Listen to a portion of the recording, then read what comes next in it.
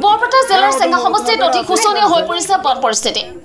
চেঙা সমষ্টিৰ ৰৌমাৰী পাথাৰ, চেলেংদিয়া, মালিপাৰা, চেনিমাৰিচৰ, বৰদিয়া, জাটাৰদিয়া, দক্ষিণ গোধুনিচৰ নামৰ গাঁও কেইখন সম্পূৰ্ণৰূপে বানত ডুব গৈছে। এইকেইখন গাঁৱৰ প্ৰায় 900 জন পৰিয়াল জলমগ্ন হৈ পৰাত হাহাকাৰ পৰিৱেশৰ সৃষ্টি হৈছে। বানাক্ৰান্তৰ বাবে নাই স্থায়ী আশ্ৰয় শিবিৰ। ফলত বানত ককবকাই থকা 900 পৰিয়ালৰ একাংশই উভতাই মাথাউৰি আদি পলিথিনৰ ত্ৰিপাল আৰু পোহনীয়া জীৱ জন্তুৰে সহাৱস্থান কৰি থকা পৰিলক্ষিত হৈছে। আন একাংশই পানীত ডুব যোৱা ঘৰখনতে ওখকৈ চাং বান্ধি থকা পৰিলক্ষিত হৈছে। চেঙাৰ বৰ্ণাঢ্যসকলৰ বাবে চৰকাৰে কোনো আশ্ৰয় শিবিৰ স্থাপন কৰা নাই। বৰ্ণাঢ্যৰ মাজত কোনো সাহায্য সামগ্ৰী যোগান নধৰাত খাদ্য পানীকে ধৰি অন্যান্য অত্যাৱশ্যকীয় সামগ্ৰীৰ নাটনি হোৱাৰ কথা ব্যক্ত কৰিছে বানপীড়িতই। আনকি উপায়বিহীন হৈ নদীৰ পানীয়ে পান কৰি থকাৰ কথা সৌদৰি কৰে। চেঙাৰ চৰ অঞ্চলৰ ইখনৰ পিছত সিখন গাঁও ভয়াৱহ বানত ডুব গৈছে। ইপিনে বানৰ সমান্তৰালকৈ চেঙাৰ বিভিন্ন প্ৰান্তত অব্যাহত আছে খহনীয়া। যেন ভূতৰ ওপৰত দানৱ পৰাদি পৰিছে চেঙাবাসীৰ ওপৰত।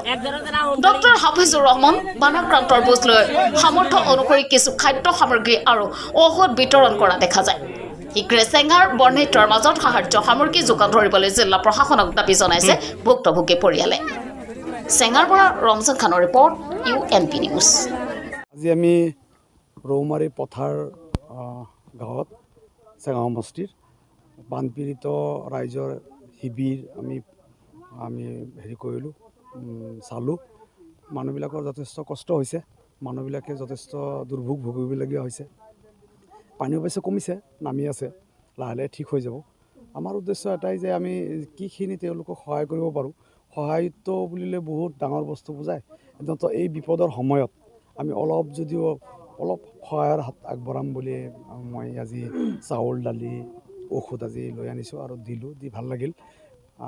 আটাইতকৈ বেয়া লাগিল যে তেওঁলোকৰ যিটো এই বানৰ ক্ষতিগ্ৰস্ত তেওঁলোকৰ মানুহখিনিৰ অৱস্থা চাই দুখ লাগিছে, বেয়া লাগিছে। আৰু তেওঁলোকে একদম অস্বাস্থ্যকৰ পৰিৱেশ, অস্বাস্থ্যকৰ এটা শিবিৰত থাকি আছে, তাৰ যিটো কাৰণত তেওঁলোকৰ বেমাৰ আজাৰ হ'ব পাৰে। গতিকে মই তেওঁলোকক আৰু এই ৰাইজক মই ক'ম, আপোনালোকে অলপ সতৰ্ক থাকিব। বেমাৰ আজাৰ হোৱাৰ লগে লগে আপোনালোকে স্বাস্থ্যকেন্দ্ৰৰ লগত যোগাযোগ ৰাখিব, ওচৰৰ স্বাস্থ্যকেন্দ্ৰৰ লগত যোগাযোগ ৰাখিব। আপোনালোকে পানীবিলাক গৰমকৈ খাব, আপোনালোকে লেতেৰা হৈ নাথাকিব। বানপানীৰ পিছত বেমাৰ আজাৰ যথেষ্ট বেছি হয়, টাইফইড, মেলেৰিয়া ইত্যাদিৰ পৰা আৰম্ভ কৰি বিশেষকৈ পেটৰ অসুখ, ডায়েৰিয়া বেমাৰো যথেষ্ট বেছি হয়। আৰু আমি চাব লাগিব যে বানপানীৰ পিছত আমাৰ নেচাৰেল সাপ চাপো ওলায়। গতিকে তেওঁলোকে যিহেতু চৰত থাকে, জংঘল হাবি বন, তাতেও তেওঁলোকে যাতে অলপ সাৱধানতাৰে থাকে। ঘৰৰ চাৰিওফালে যাতে ফিনাইল চিনাইল দিয়ে, তেতিয়াহ'লে বীজাণুবিলাকো মৰিব, বীজাণুবিলাকো নহ'ব আৰু সাপৰ পৰাও আমি দূৰত থাকিব পাৰিম।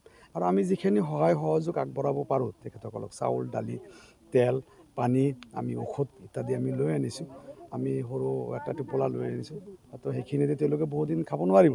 কিন্তু এটা বিপদৰ সময়ত মানুহে পানীত পৰিলে বোলে এটা জাবৰ জোঁথৰ পালেও ধৰে বাচাৰ কাৰণে।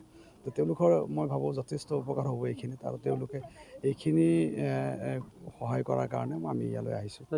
আপুনি ইয়াতে শৈশৱটো আপুনি পাৰ কৰিছে? হয়, মই ৰৌমাৰী গাঁও, একচুৱেলি আমাৰ চেনিমাৰীত মোৰ জন্ম আছিলে।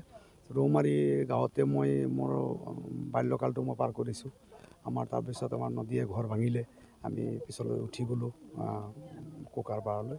যিকি নহওক, এইটো মোৰ এটা সেইবিলাক কথা মনত কৰিলে মই এনেও আৱেগিক হৈ যাওঁ, আৰু সেইখিনি কথা মই মনত কৰিব নিবিচাৰোঁ। এইটো এটা অভিশপ্ত দিন আছিল বুলিয়ে মই ভাবোঁ।